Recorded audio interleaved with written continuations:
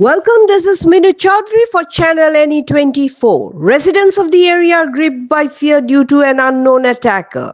The attacker is specifically targeting women, striking them forcefully on the chest. So far, 3 such incidents have occurred consecutively in the Raigarh area of Tarapur, Silchar. One young woman was attacked twice and another married woman was attacked once. This first incident took place on April 11th, followed by another on 19th of April, and again on this Saturday in Shrima Lane of Raigarh, Tarapur. Following these incidents, the residents have filed an FIR at the Tarapur police station. The locals have appealed to the administration for a proper investigation and immediate arrest of the culprit. For more news and updates, subscribe our channel NE24, YouTube, and support us by following our Facebook page.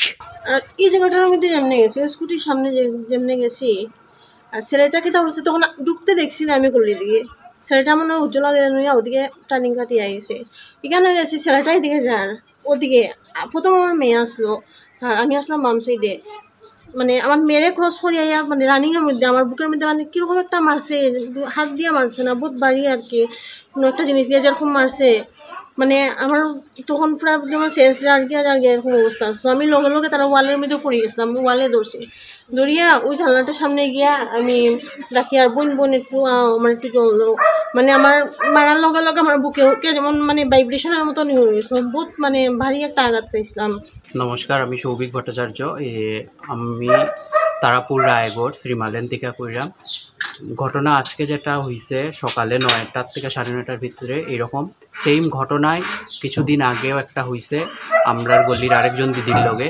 তো এটা তো আমরা কোনো identify করতে পারলাম না, মানে কে মানুষ, কোন জায়গার থেকে, আবার কী উদ্দেশ্যে, কী কারণে এরকম করতে চায়। এর লেগেই মিডিয়ার মাধ্যমে আমরা মানে পুরা শিলচরবাসীরে এটা অবগত করাইতে চাইলাম যে এরকম ঘটনা আরও অন্যদিকে হওয়ার কি না, যদি হইয়া থাকে আমরা এইরকম জানাইবা, আমরাও সতর্ক থাকতে চাই এবং পুরা শিলচরেই আমি কইলাম এইরকম ঘটনা থেকে সতর্ক থাকা দরকার।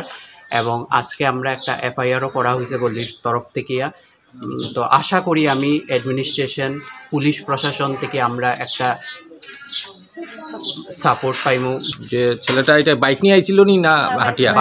বাইক দিয়া একদম ফর্মাল ড্রেস, একদম ব্যাগ ট্যাগ নিয়ে, মানে কেউ দেখলে কইতো না এরকম উদ্দেশ্যে কেউ আইছে আর ব্যাংকে জব করে আর কি এরকম লাগে। আর কেউর গলিতে এরকম কেউ আননোন পারসন ঢুকলে না, ছেলেটা দেখলে ভদ্র লাগে একদম।